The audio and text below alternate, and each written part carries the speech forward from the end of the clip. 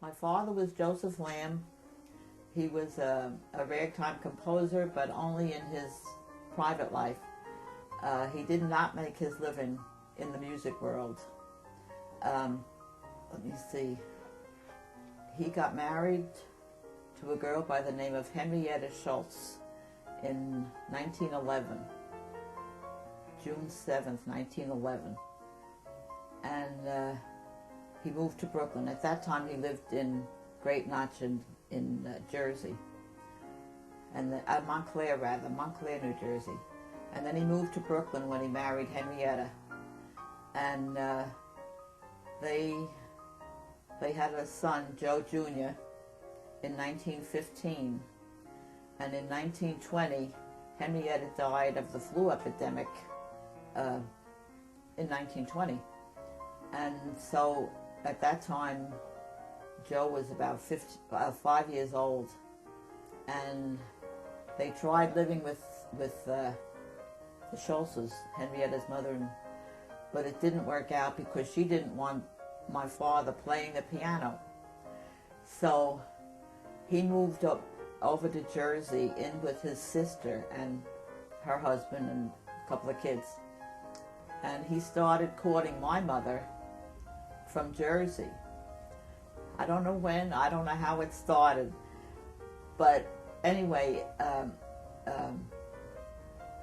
it progressed, or whatever you want to call it, for a couple of years, and then they got married in 1922, November 12th, 1922, and I was born in 1924.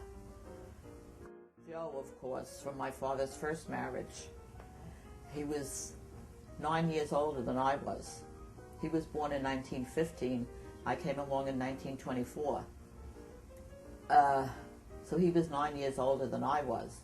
And then after I was born, they had 3 more boys, Dick, Bob, and Don.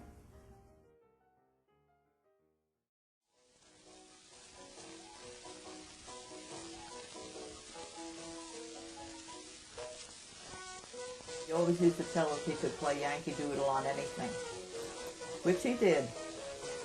We heard him do it with the harmonica. One of my brothers started taking saxophone lessons, and he played Yankee Doodle on that. And he had some other kind of an instrument somewhere that he also played Yankee Doodle on. Yankee Doodle came to London just to ride it slowly. I am the Yankee Doodle boy. When he was married to Etty, no, here we go back again. He sometimes played in movie houses for silent movies, and he worked for a music company, Health, H-E-L-F, I think that the name of it was, plugging songs. But then they found out that he was a good arranger, so they had him arranging a lot of music for them.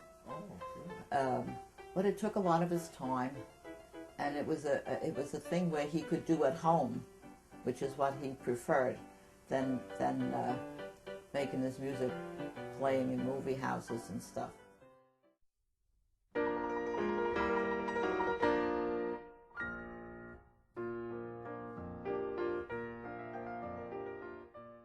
He loved that man. He thought he was the most wonderful person. And of course his music, he loved his music. He played a lot of his music, my father. Yeah, he did. And they had a friendship, well, after that first meeting, for a few years after that, they were, in touch with one another. I don't know just for how long, but, a few years. The only thing we ever heard was this meeting of Scott Joplin. And when we were kids, we heard it so many times. At that time, families all ate dinner together, right? And you'd have this conversation at the dinner table. And he would be telling us about this meeting with Scott Joplin, okay? Well, you can stand it a couple of times. But then he'd start in every once in a while about this meeting with Scott Joplin. That after a while, we kids had heard it so many times that once when he'd start, we'd all look at one another and go, "Oh, here he goes again." Scott Joplin. I was in Joplin in Stark's office one time. I used to go up there and get music all the time. They gave me a special price on it. And I went up there looking over the music. Mrs. Stark was there. There was a colored fella sitting there with his foot all wrapped up and out of crutches. It didn't mean anything to me, so I kept picking out the music. And I happened to mention to Mrs. Stark that I'd like to get some pretty decent things, especially things that were written by Joplin, that he was my favorite writer. And while I was picking out things, she was suggesting things, and then this colored fellow, he started suggesting things. Well, I figured that was natural, being a colored fellow and being liking Ragtime, that he would naturally be able to know a lot of pieces. So anyway, he mentioned some pieces, and I didn't notice in particular that he mentioned Joplin's pieces. So I got what I wanted. In the course of the conversation, I happened to mention to Mrs. Stark. I said, "That's one fellow I'd like to meet." I said, "I admire him an awful lot, and I certainly hope to meet him sometime." So she said, "Well, would you really like to meet him?" I said, "I certainly would." So she pointed to this colored fellow and said, "Well, here's your man." So I looked at him. I said, "You don't mean to tell me you're Scott Joplin?" He says, "That's who I am." He said, "I don't look much like it now with my foot wrapped up with gout and all that kind of business." Well, I said, "It doesn't make any difference to me." I went over, shook hands with him, told him I was tickled to death to meet him, no matter how we looked or anything like. That was one of my ambitions. Looking back on it, like, we didn't realize how impressed he was with him, how he felt about him. You know, it was a wonderful thing for him to meet this man. And of course, you know, kids, they couldn't care less. And we'd start, and here we go, oh, here he goes again. But but I understand that they had been friends, you know, for a few years after that first meeting in Stark's.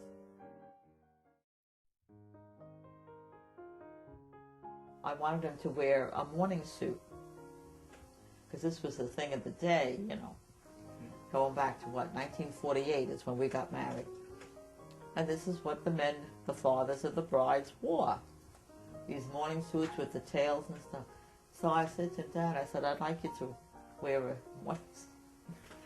He says, "No way." He said, "Am I going to put one of those things on?" He says, "I didn't even wear one for my own wedding." He says, "I'm not going to wear one for yours." So I said to him, "Oh, come on." I said, "You have to wear it." I said, "All the fathers wear them." So as you can see by the picture, he did wear it. I used to pick his brain for carpentry information. His father had been a carpenter, and he knew a lot about wood and where to do things for that. You know. He was always designing little changes. If you ever try to take apart anything you put together, you know it was solid. I'm just happy that so many people now are enjoying his music, because he only got a little taste of his popularity, if you want to call it that.